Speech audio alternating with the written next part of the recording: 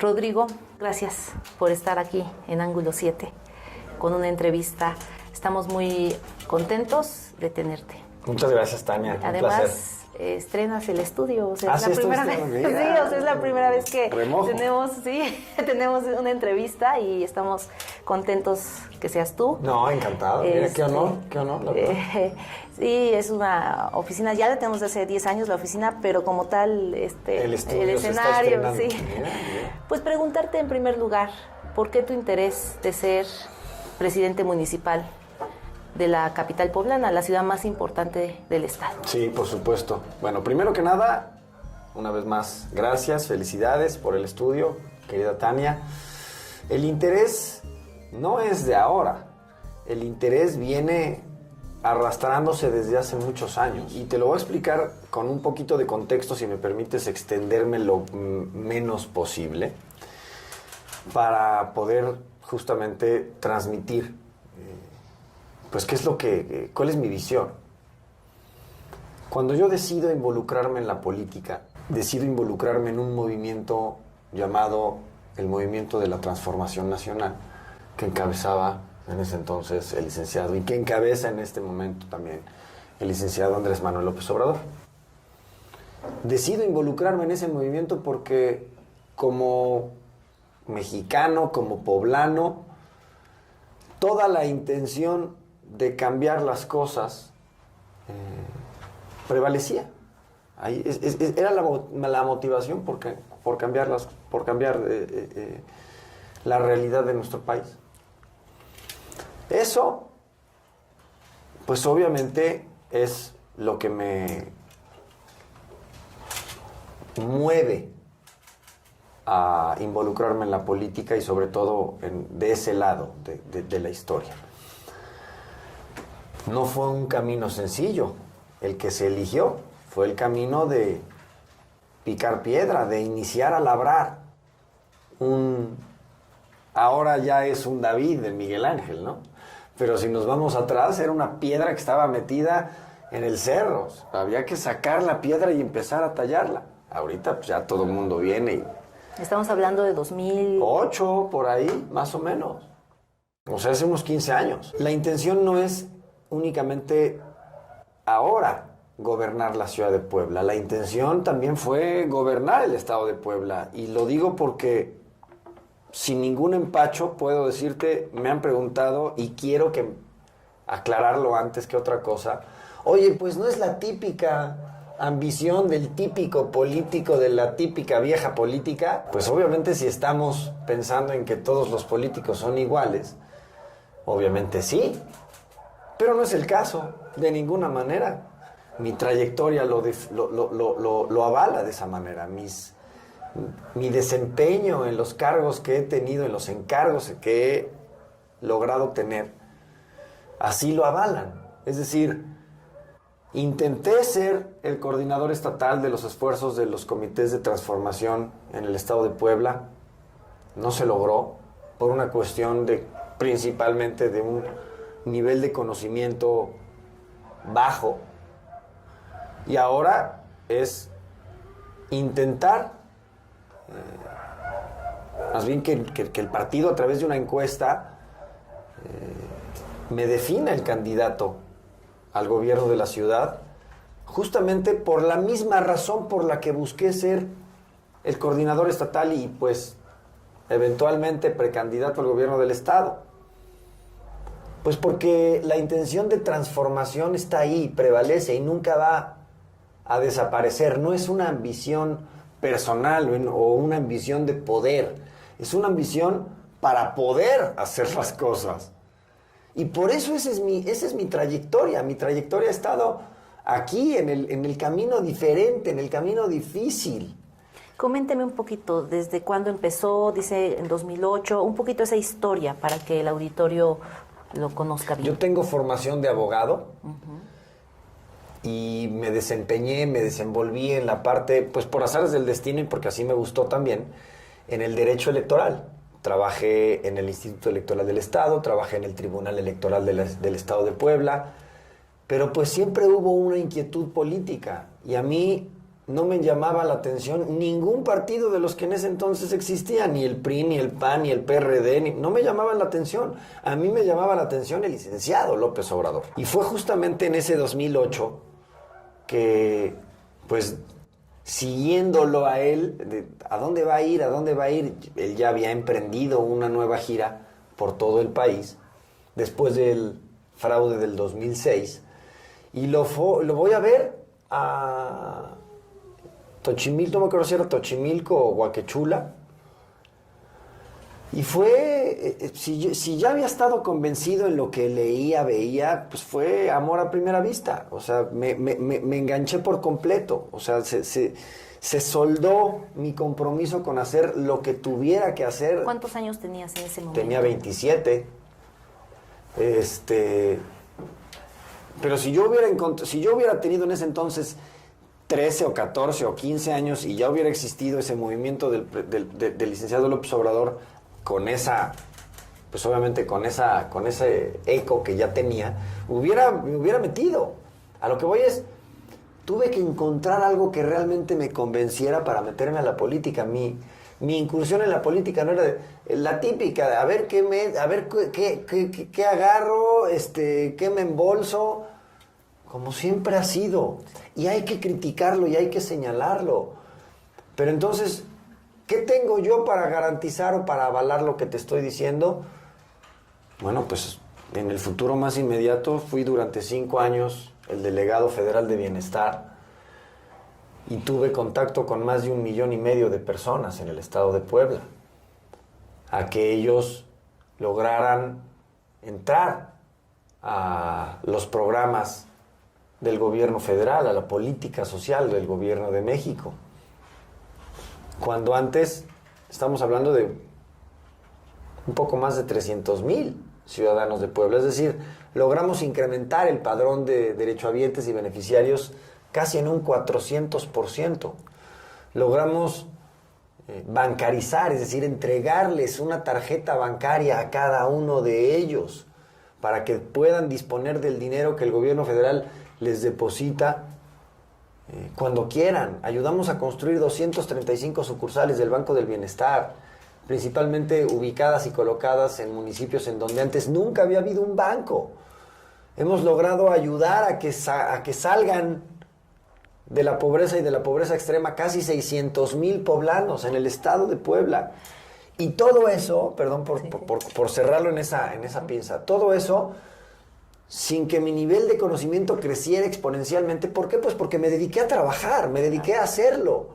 Y nunca pensando en cómo hacer que me conozcan, hacer proselitismo para mí, que vean que soy yo. No. Gastando dinero. No. De más. O aprovechando la propia plataforma de la delegación. Y no lo hice. Algunos dirán, pues por güey. No, por honesto. Así es. Porque mi trabajo justamente está ahí demostrado.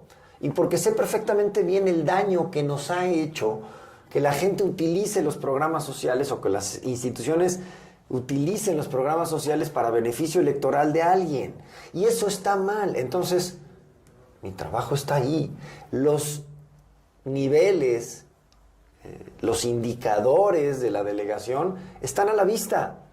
Las mejoras están a la vista. ¿Qué fue lo más difícil? Hablando ahorita de estar ahí, porque no es sencillo, todo el manejo, desde administrativo hasta el manejo político.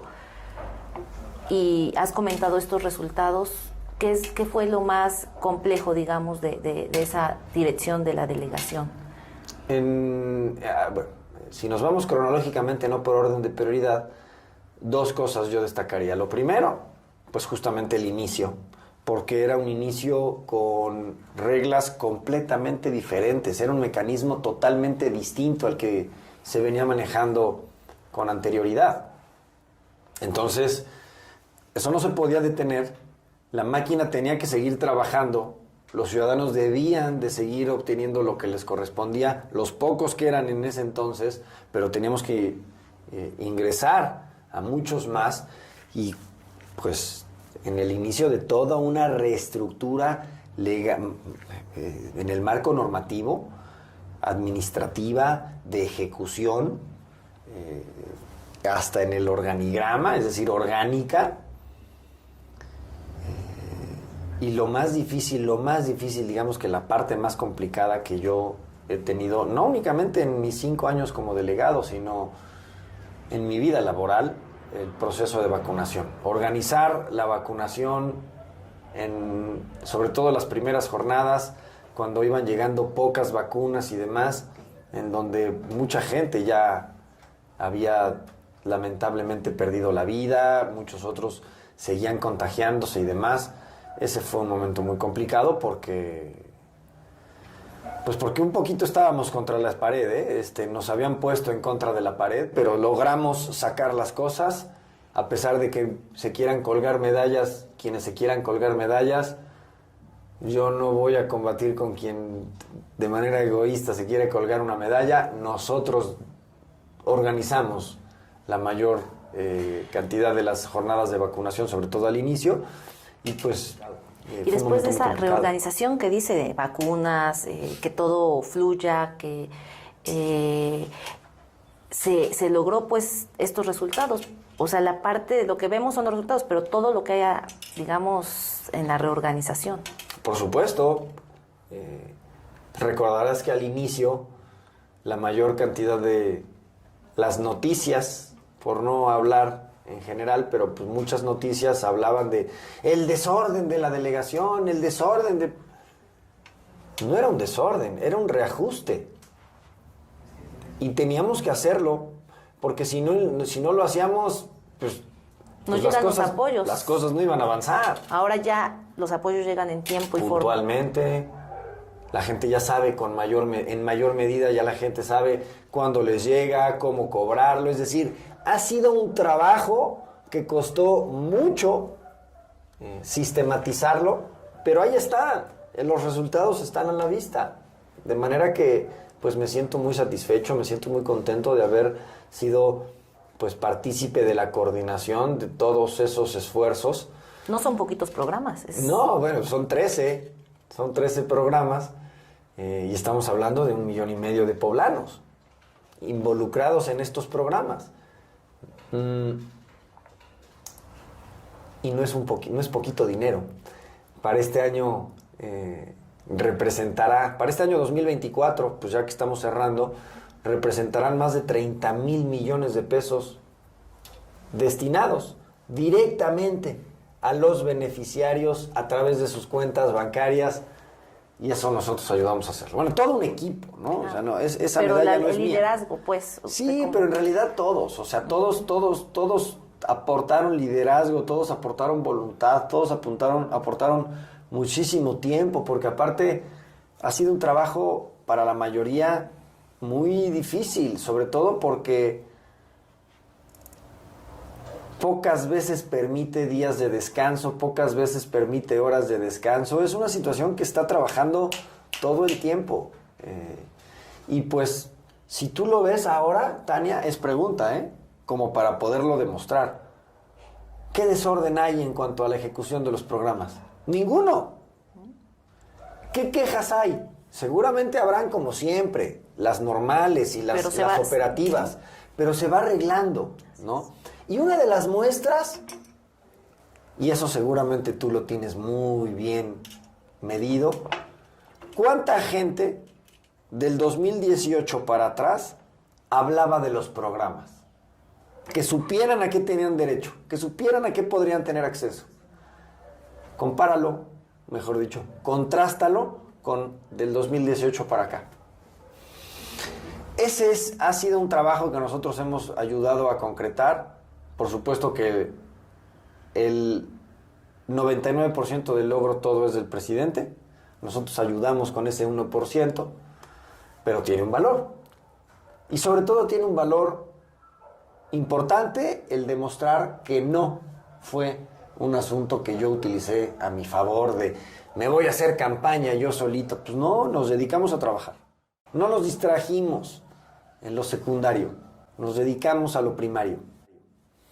Y bueno, toda esa experiencia, pasar esa experiencia requiere pues todo el liderazgo, todo el trabajo, y a final de cuentas a otra área donde también requiere la coordinación, un municipio. Así es, la coordinación, un equipo comprometido, un equipo responsable, un equipo preparado, un equipo experimentado como el que somos y hemos sido, y cada vez nos vamos reforzando más en la adquisición de conocimientos y experiencia, pero sobre todo algo que es muy importante, y es como, yo lo mencionaría o yo lo pondría como en la cúspide de el logro de las cosas, que es esta unión, esta sociedad que tenemos que construir y consolidar con la ciudadanía.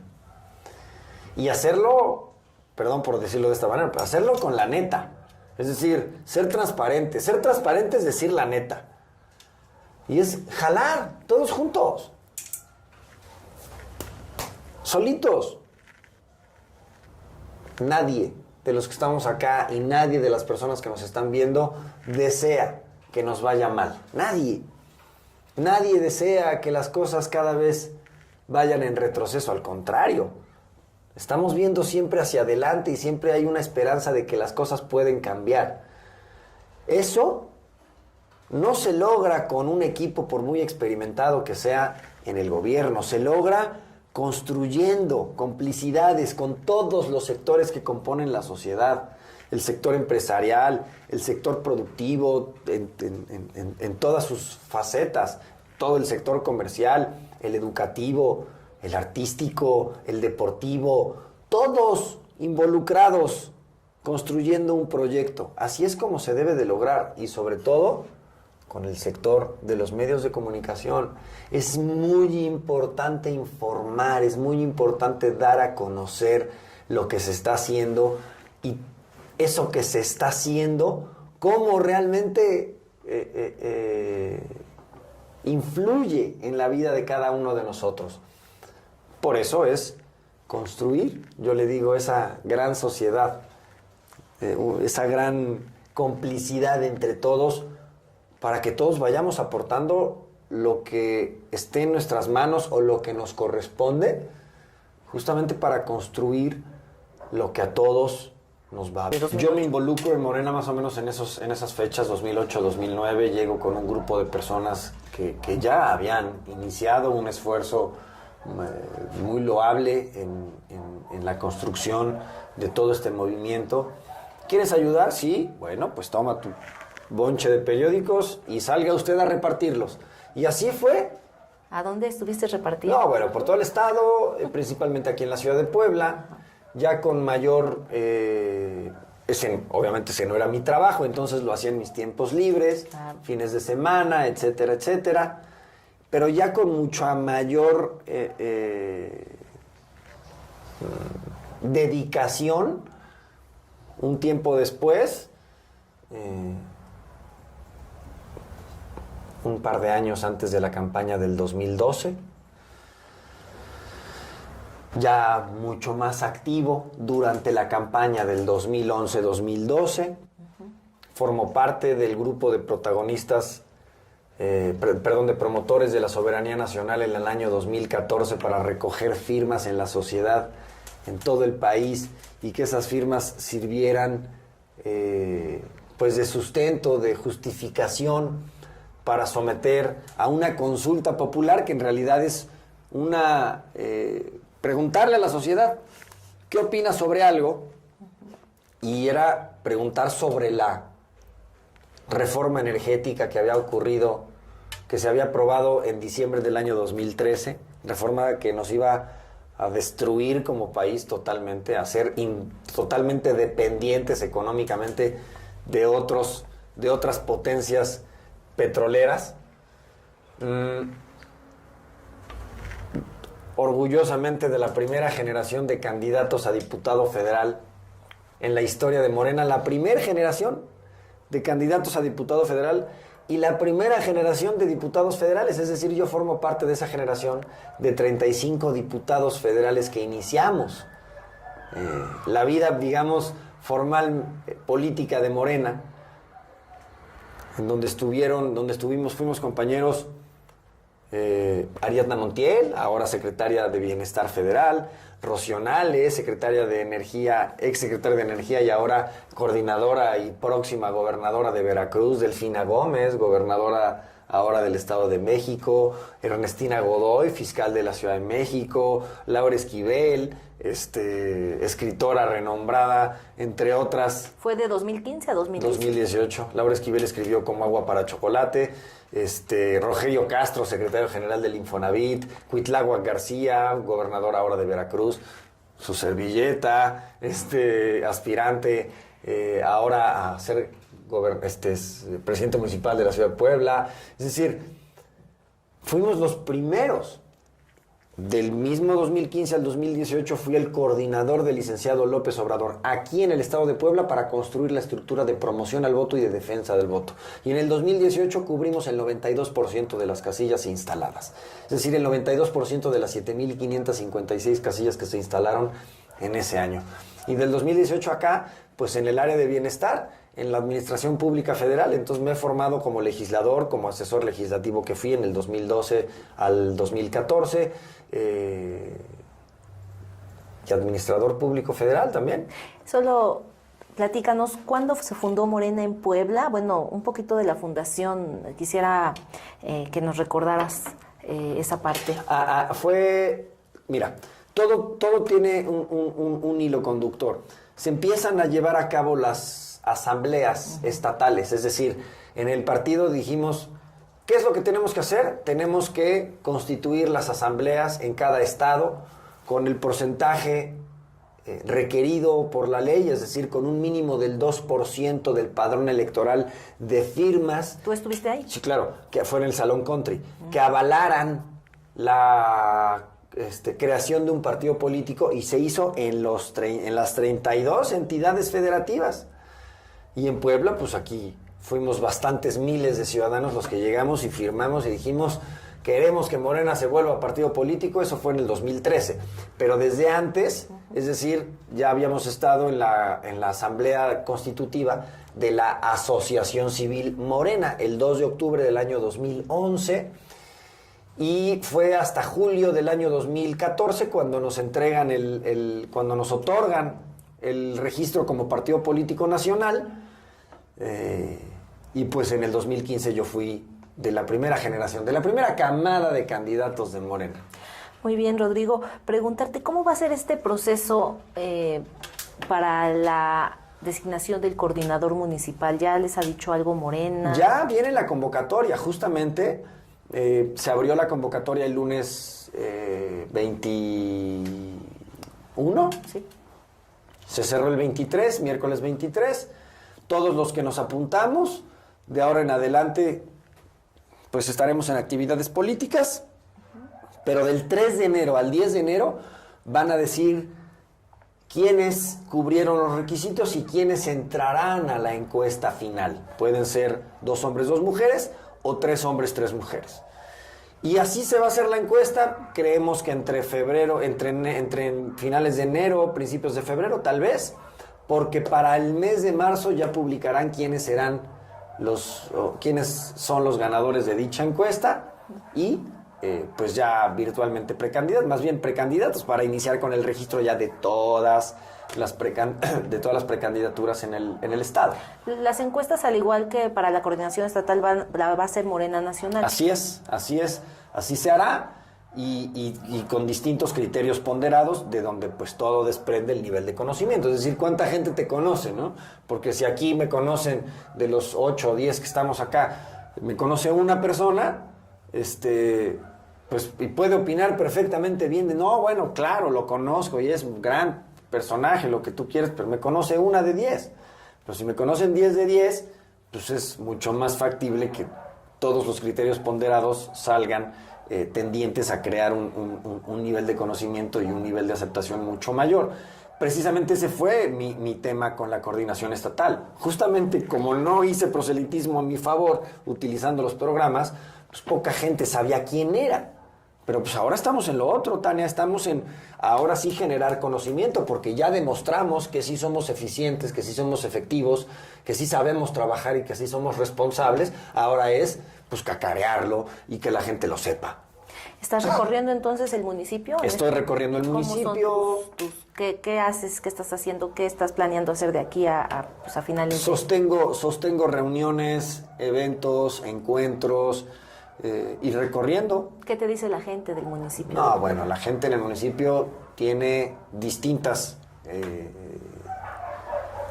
puntos de vista, pero podría centrar lo que ya sabemos.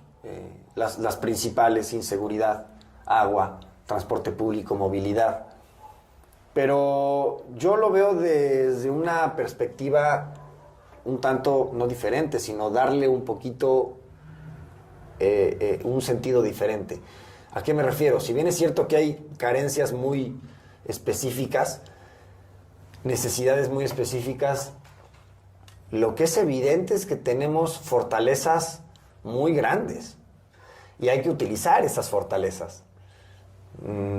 Y hay que aprovecharlas para que de ahí apalanquemos el desarrollo y con eso todas estas necesidades principales y carencias se van a ir combatiendo de manera automática. Y para eso necesitamos justamente construir esta gran, pues, agrupación de sociedad, agrupación de ciudadanos, entre todos, para que entre todos saquemos esto adelante, jalemos todos juntos. Ese es el objetivo. La última pregunta, Rodrigo, ¿se puede entonces reorganizar una ciudad para pues que vaya con una perspectiva pues de mejorar las condiciones de vida de la población? No únicamente se puede, sino se debe. Tenemos ejemplos muy marcados, no únicamente en México, sino en otras partes del mundo. Y una ciudad como Puebla, con una sociedad como la poblana, será mucho más fácil. Pero siempre y cuando se hable con la verdad, se hable con la neta. A ver, señores, esto tenemos y esto podemos hacer. ¿Para qué nos alcanza? Pues nos alcanzaría para esto y esto. ¿Cuáles son nuestras necesidades y fortalezas? Pues son estas. Prioricemos. Y una vez que empecemos a priorizar, vamos atendiendo lo prioritario y sucesivamente vamos solventando todo lo que viene abajo. Porque si no, entonces nos vamos a quedar eternamente intentando resolver lo primero. Y si no resuelves, pues, quieres subir una escalera de 20 pisos, de 20 escalones,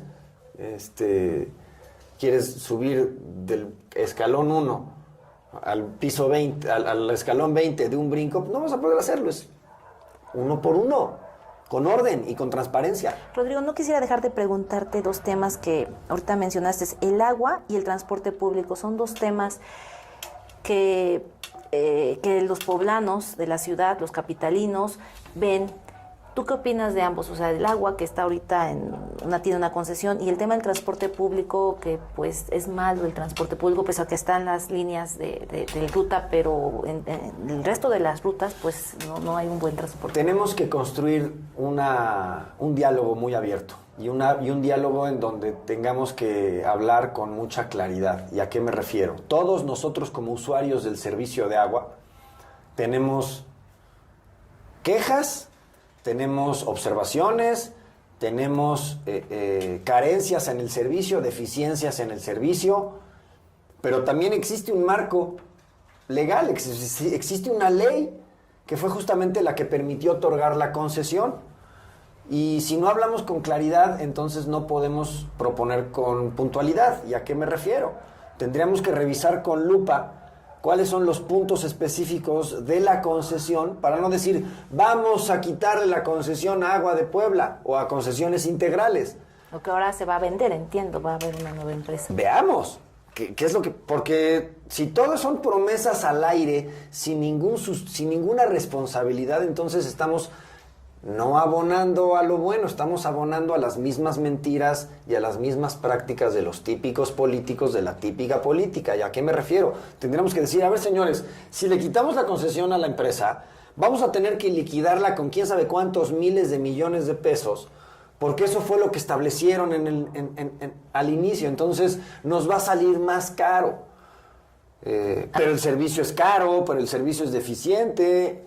El agua también es un recurso que se está cada vez acabando más rápido, es un recurso que cada vez hay menos conciencia de cómo utilizarlo. Tenemos que crear sobre todo mucha conciencia de la necesidad de cuidarlo, el recurso hídrico. Sí, habría que revisar, como dices. Pero informando, porque si yo llego y vamos a, espérame, no, espérate, a ver, cuando nos sentemos nos van a decir, sí, pero hay que pagarle chorrocientos mil millones de dólares a la empresa porque así está amarrada la concesión.